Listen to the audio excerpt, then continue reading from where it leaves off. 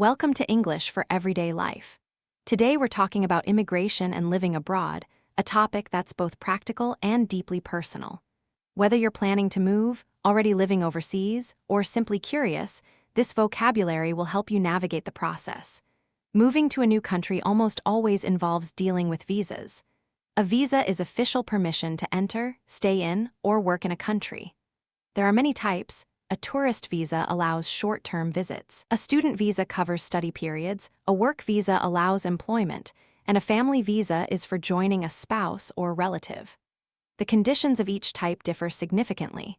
When you want to stay long-term, you'll need a residency permit, sometimes called a residence card or leave to remain, depending on the country.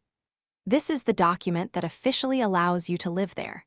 You might say, I applied for a 2-year residency permit and had to provide proof of income, accommodation, and health insurance.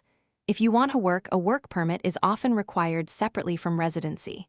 You might hear, I'm on a skilled worker visa, my employer sponsored the application. Or, the permit is tied to this job, if I change employer, I need to reapply. After several years of lawful residence, many people consider naturalization, the process of becoming a citizen. Requirements vary by country, but typically include a language test, a knowledge test, and a minimum period of residency. You might say, I'm studying for the citizenship test. It covers history, culture, and the legal system. Culture shock is something almost every immigrant experiences.